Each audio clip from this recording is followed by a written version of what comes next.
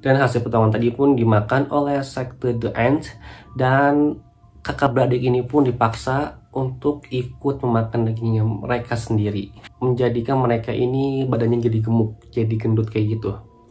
Dan parahnya, setelah si anak dua ini badannya jadi gede, jadi lebar, jadi gendut, lalu daging mereka diambil dan dipotong lalu dimakan sama si anak.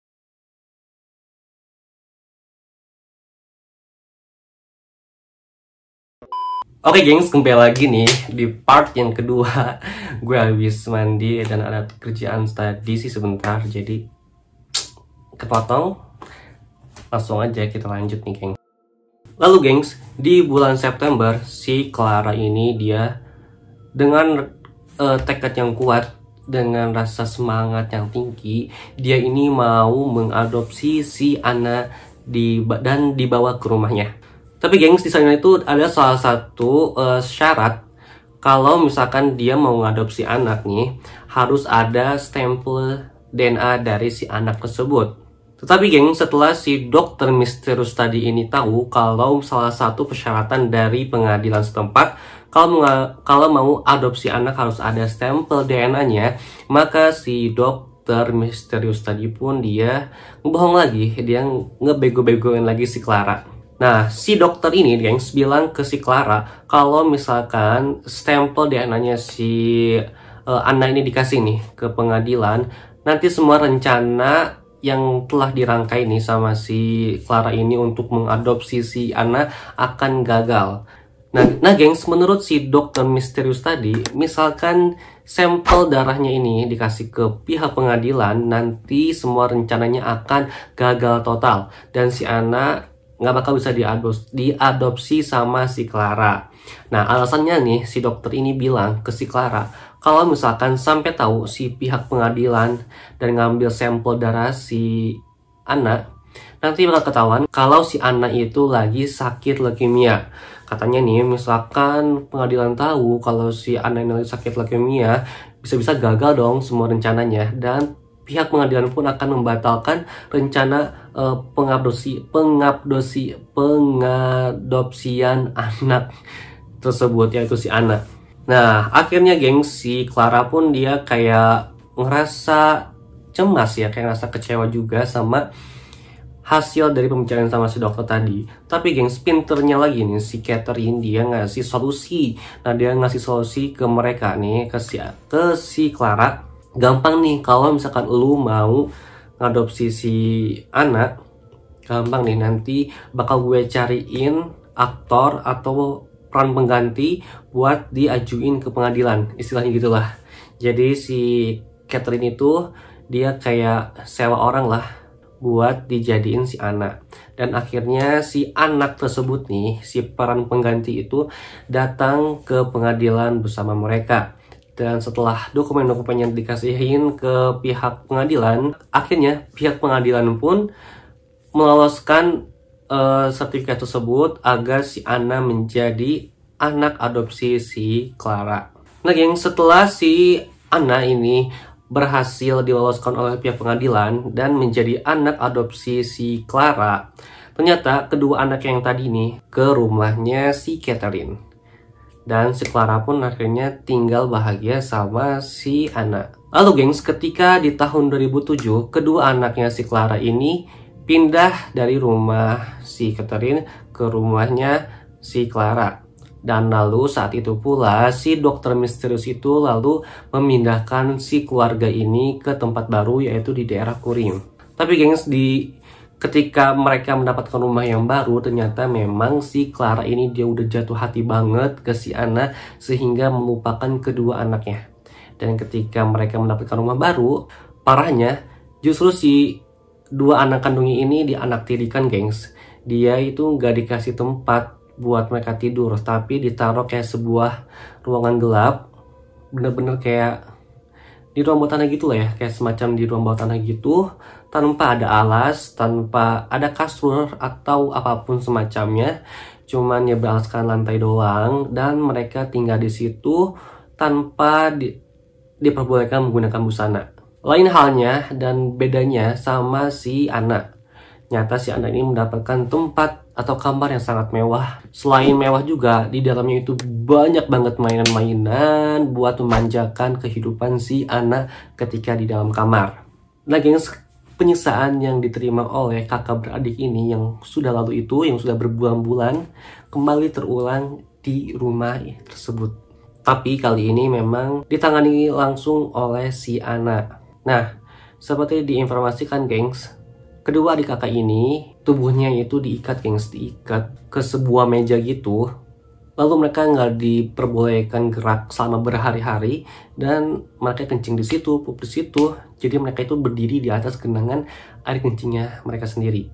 Lalu gengs, parahnya lagi si anak ini ngebuat si dua anak ini, si dua bocil ini untuk menjadikan mereka ini badannya jadi gemuk, jadi gendut kayak gitu. Dan parahnya setelah si anak dua ini badannya jadi gede, jadi lebar, jadi gendut, lalu daging mereka diambil dan dipotong lalu dimakan sama si anak. Seperti diinformasikan gengs, kalau si Ondra ini dipotong itu di bagian kaki, sedangkan kakaknya si Yakob itu dipotong di bagian tangan. Dan hasil potongan tadi pun dimakan oleh sekte The Ant, dan kakak beradik ini pun dipaksa untuk ikut memakan dagingnya mereka sendiri. Nah gengs, ternyata kurungan tadi nih, kurungan si adik kakak ini dipasangi CCTV oleh mereka gengs, dan agar mereka ini bisa memantau gerak-gerik si dua bocil ini. Tapi justru hal tersebut menjadi bumerang bagi mereka, karena CCTV yang tadi dipasang sama mereka ini nih ternyata terhubung sama tetangganya, yaitu si Edward T. Nah, si Edward T ini dia juga masang CCTV di rumahnya. Tujuannya itu untuk memantau gerak-gerik anaknya yang baru dilahirkan gitu lah ya, kalau nggak salah.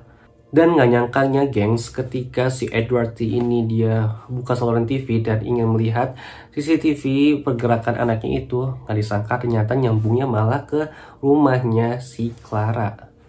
Sontak aja lah gengs, mereka langsung kaget. Wow, ternyata tetangga gue kayak gini. Si Edward kaget banget, shock berat banget lihat ada dua anak kecil yang diikat lalu dikasih makan kayak anjing dan diperlakukan seperti binatang. Dan langsung aja nih geng, si Edward ini atau si tetangganya ini langsung ngelapor ke polisi. Dan tanpa menunggu lama akhirnya polisi pun datang ngegerebek rumahnya si Clara. Tapi ya geng, ketika si polisi ini datang nih, si Clara sama si Catherine ini dia nahan pintunya itu, dan jadinya pintu rumahnya si Clara didobrak dan dibobol oleh pihak polisi. Tapi geng, cerdik dan pinternya si anak, ketika dia tahu nih ada polisi datang ke rumahnya dia nih, langsung geng si anak itu dia lari ke tempat si Yakub sama si Ondra ini. Terus dia pura-pura nangis di situ sambil megang boneka, meluk boneka.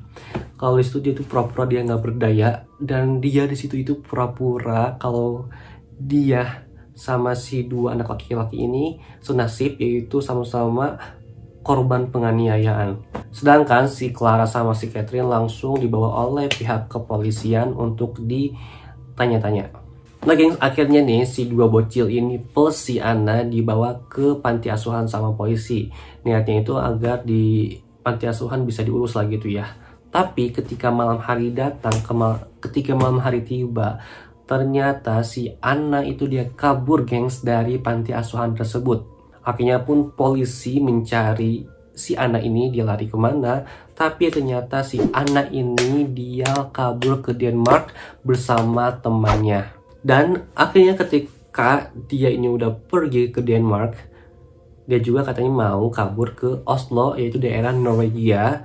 Dan dia dibantu oleh seorang temennya untuk membuatkan paspor, dan akhirnya dibuatinlah paspor atas nama Adam, yang seorang anak kecil berusia 13 tahun.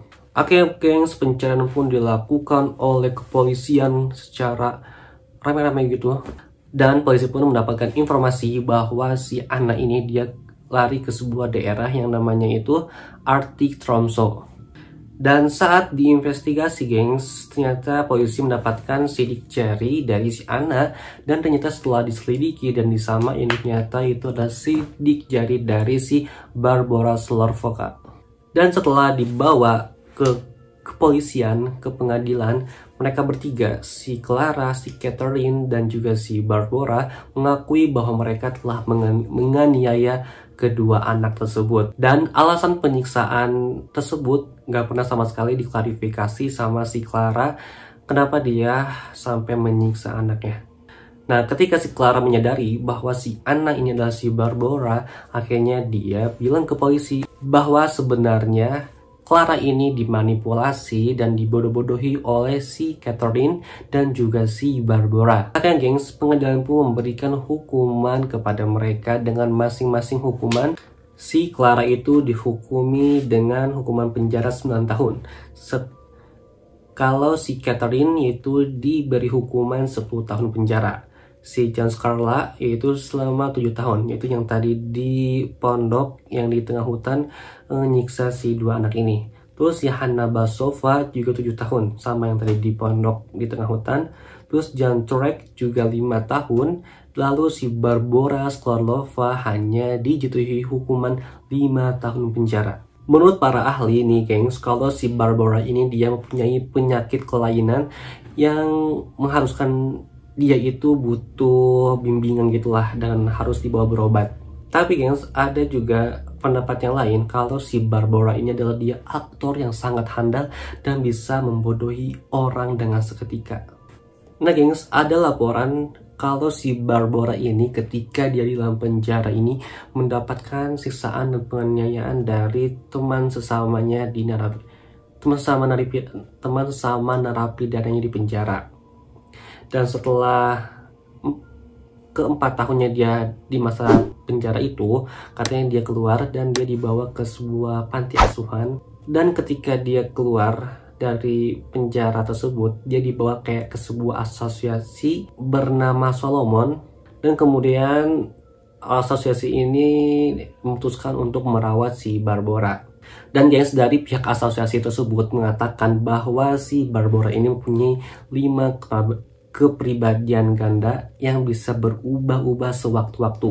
Halo gengs, gimana kabarnya sama si dokter misterius tadi? Nah, menurut informasi gengs, salah satu si terdakwa ini nih, si dokter misterius ini tidak pernah dikuak oleh pihak kepolisian. Karena menurutnya, kurangnya bukti yang kuat untuk mengatakan kalau si dokter misterius ini adalah tersangka atau bagian dari penyiksaan tersebut. Banyak yang berspekulasi gengs kalau si Dr. Misterius ini adalah ketua dari sekte The Ants, dan juga ada yang berspekulasi kalau si Dr. Misterius itu adalah bapaknya si Barbora. Dan motif dari penyiksaan ini gengs tidak pernah diungkap dengan jelas bahwa kamera tersebut dibiayai oleh pihak organisasi tersebut.